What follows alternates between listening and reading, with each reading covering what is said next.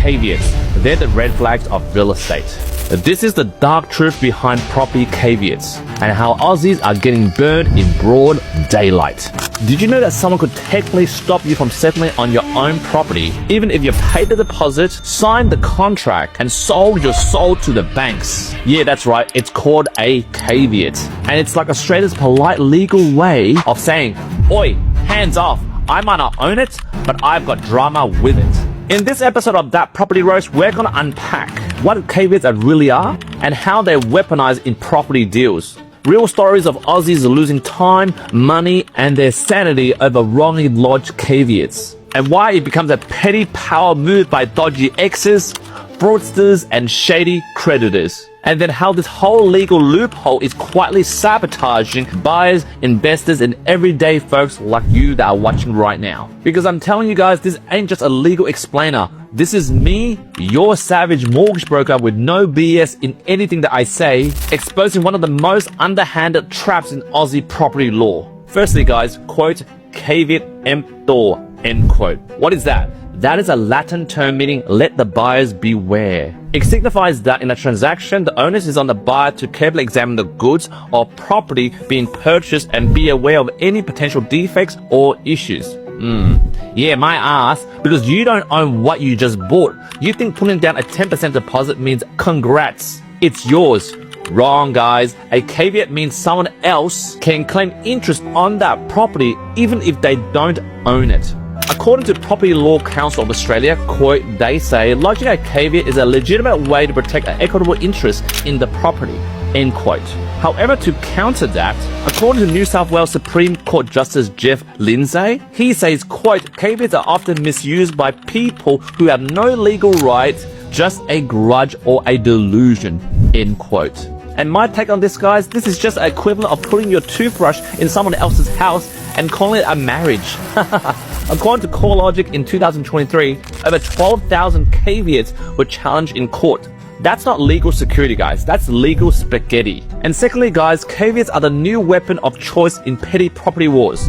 Yeah, guys, caveats aren't just used by legit buyers. They're also used by ex-partners trying to stall a sale, creditors who think you owe them money, or agents double dealing in contracts, or dodgy mates with handshake deals from 2019.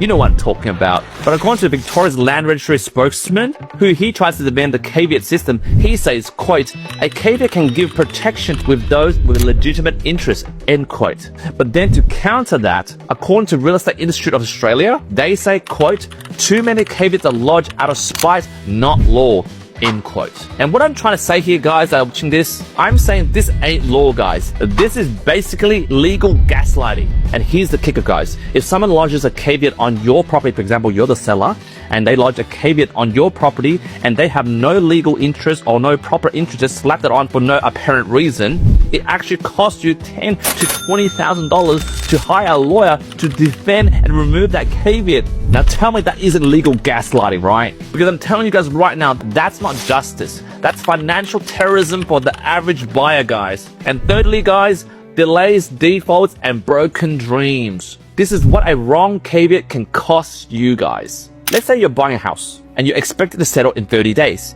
except someone lodges a caveat the day before. Haha, congrats, you're screwed. Because I'm telling you right now, the banks weren't funded, the seller can't settle, because obviously, you know, they have to now go legally defend it, which costs them money. And because you can't settle, you might default. And because of that, good luck chasing your deposit while your dream home gets sold to the next sucker. Because according to the ABS, the Australian Bureau of Statistics, guys, median settlement times in New South Wales ballooned by 8.5% in 2024 due to title disputes. And many of them are caused by caveats. But according to the Law Society of WA, they would argue for caveats, quote, well, caveats are not designed to delay sales. They are protective, end quote. But to counter that, according to Legal Aid Victoria, they say, quote, well, some caveats are purely tactical, designed to extort and frustrate, end quote. And guys, this is my opinion. Tactical caveats are like throwing marbles under the wheels of a moving car. Is it legal? Maybe. But is it moral?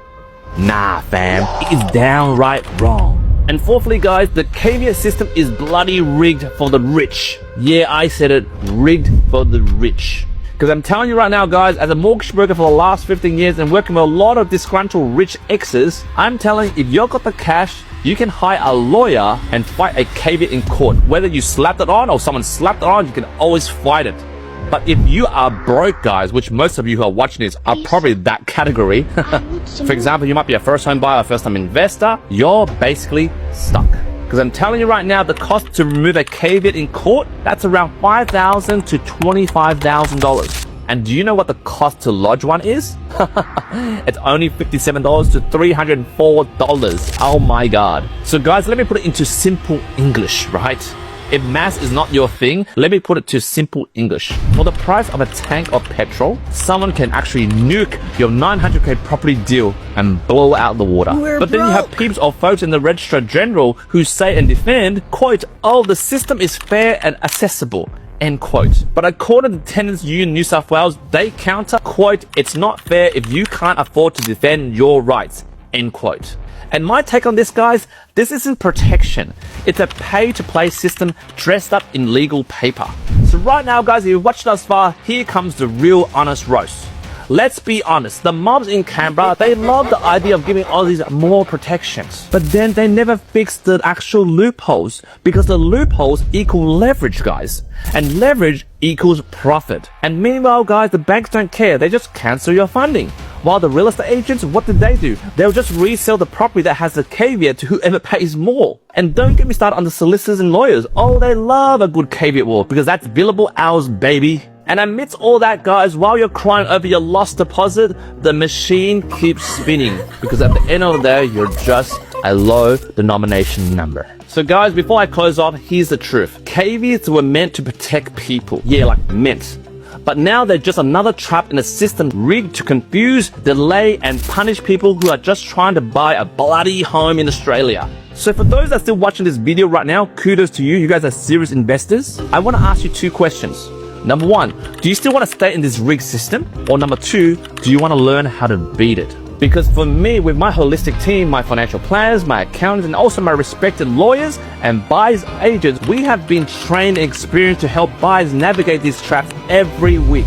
So if you guys are serious about not getting legally mugged on your property journey, I suggest you either book a 50-minute strategy call or a 60-minute deep dive for me to tailor a holistic lending solution with my respected financial planners, my accountants, my buyer's agent, and my most trustworthy solicitors and conveyancers to help you build an A-team, to help you build a property portfolio that is caveat-free so that you and your family can build generational wealth and end the generational poverty curse in your family. I suggest you do so now. I'm nearly booked out this month. Otherwise, if you're not ready and you like this video, just hit the like button, hit the follow button, and most importantly, smash the share button, share this to your mates because knowledge is power. And I'll see you in the next few days with another upload, and thank you for watching another episode of That Property Roast.